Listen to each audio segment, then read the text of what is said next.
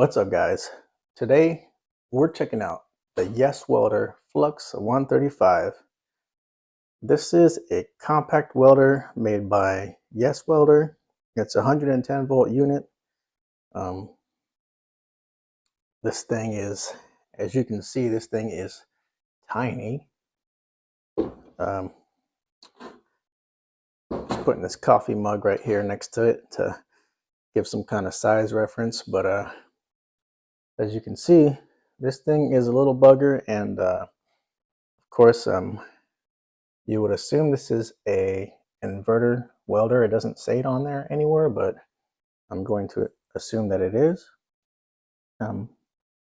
based on the size.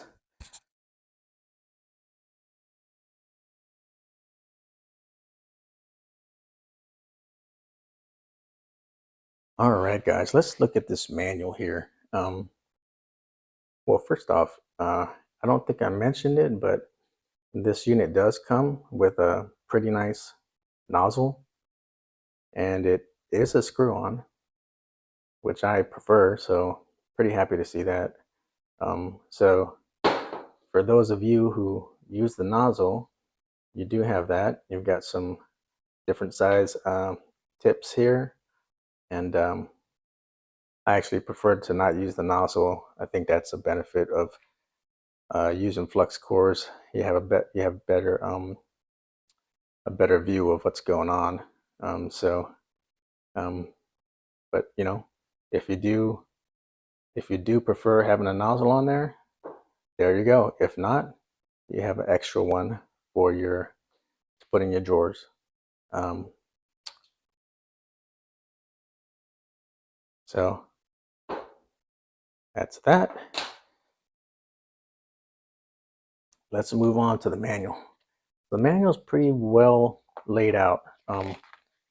It's very well written. It's got good illustrations in here. It touches on everything that you would need, even if you've never touched a welder before. It covers everything in here. So there's no guessing. There's no unanswered questions in here. As far as I'm concerned, when I look through this, just about anybody can pick this up and understand the principles of flux core welding, the principles of just MIG welding in general, and uh, and it's got a lot of good stuff in here, including usable reference charts. You've got your amperage and voltage settings for different thicknesses and different diameter wire. So it even goes over different joints, so you know what you're doing, and you got some troubleshooting in there. So uh, that's actually a nice manual. So well done, YesWelder. All right, all right, guys. Let's take a look at the settings on the control panel here. Like I said, this is a synergic unit, so you're going to set your amperage, and the voltage and wire speed is going to be set by the machine. Up top here, you have your plus or minus 5 volts. They call that your micro adjustment, where you can kind of personalize this to your own preference. The only thing I think they could have improved on was they only have it marked for the bottom end 20 amps, and then the top end 135, and everything in between here you're kind of just guessing. So with that said, the charts that they have in the manual, it's going to be hard to utilize those charts. I think that YesWelder could have put markings on here, even if it was just in 20 amp increments, even 40 amp increments. It would have been helpful. That's the only gripe I have with the front panel on this unit. Other than that, it's simple. The knobs feel really good. It's very easy to use with the buttons, and um, yeah, that's the only thing I can think of, And maybe they'll improve it on the Flux 135X. or A or B. Okay. All right, guys. So I just finished loading up some inner shield in here, 030.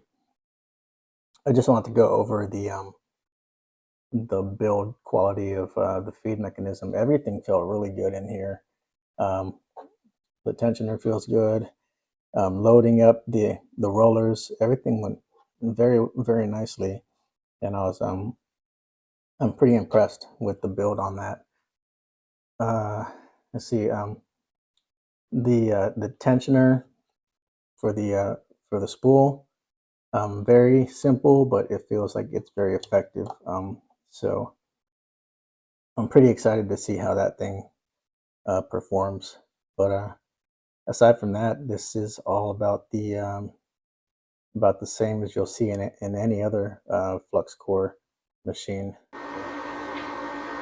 All right, guys, I just fired this thing up, fed the wire through, and all that good stuff. I just wanted you to hear how loud it is, or how loud it isn't. It's pretty quiet. The fan's running, and this is a constant running fan. One thing that I did want to point out about this thing when I had this open was you don't get a reference chart in here. Some have it on the inside of the door, nothing there. So be aware of that. I'll have to check it. One more thing here. You do have a selector switch here, so you can select what size you're running, and this only gives you 30,000s and 35,000s. So just a FYI, keep that in mind. And all right, let's go outside and see what this thing can do. All right, guys, so here we are, just doing a butt weld on the 1/8" steel. It's pretty dirty, been sitting on the side of the house. I hit it with a flap wheel real quick, but not a lot of cleaning. And for this weld, it was about 10-mile-an-hour wind, so good conditions for running a test on this. And I'm just putting down a weave pattern here,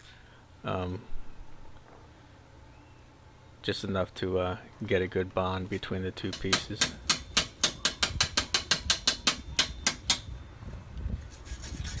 Just cleaning it up. I decided to do a second pass on this. Same thing, I'm just doing a weave pattern here, and I bumped up the amperage about 10 amps.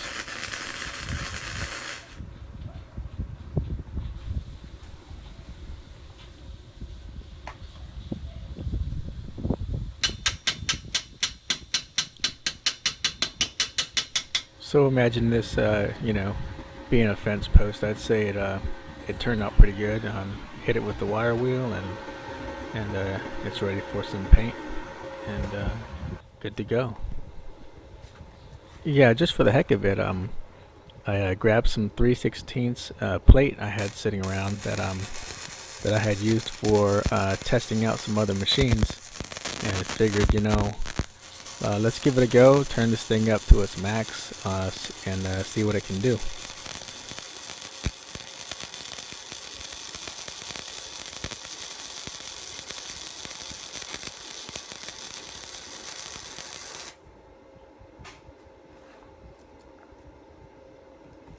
I just hit it with the wire wheel, so we can get a detailed look at it.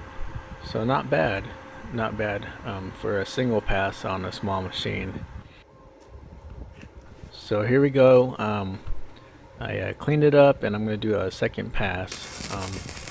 Unfortunately, I was being lazy here, and I plugged into a convenience power strip on my toolbox instead of plugging into a 20 amp outlet. So I popped the overload on that, and had to clean it up.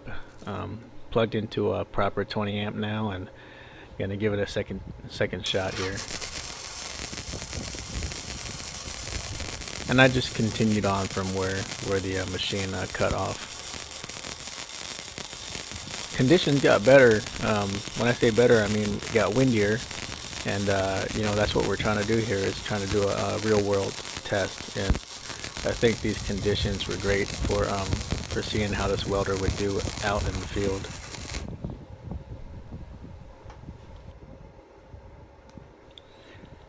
All right, so I went ahead and I hit this with the wire wheel just to get it cleaned up, so we can get a detailed look at the final weld on this. I think overall this machine did pretty well. The results came out pretty decent. I think this was a good simulation of maybe welding a fence base plate, some hardware to a gate or something like that. It's pretty hefty being 3/16, but I think this machine did pretty well, and I'm pretty impressed with it. Whew. All right, guys, that was kind of fun. Um, that was nice for a change. Pretty, like I said, it's pretty fun to go outside, weld on some dirty metal uh, in the wind. It was nice for a change to do that, and I think I got nothing but good things to say about this thing. You know, for the price point and for what it does, um, I think anybody should have one of these things tucked away somewhere in their garage or their workshop. Whether you're a metal worker or you're just a homeowner, uh, something like this could come in handy for a lot of people. So I definitely give this thing a thumbs up. So I think that's about it. Thanks for watching. Get out there and build something. Take care.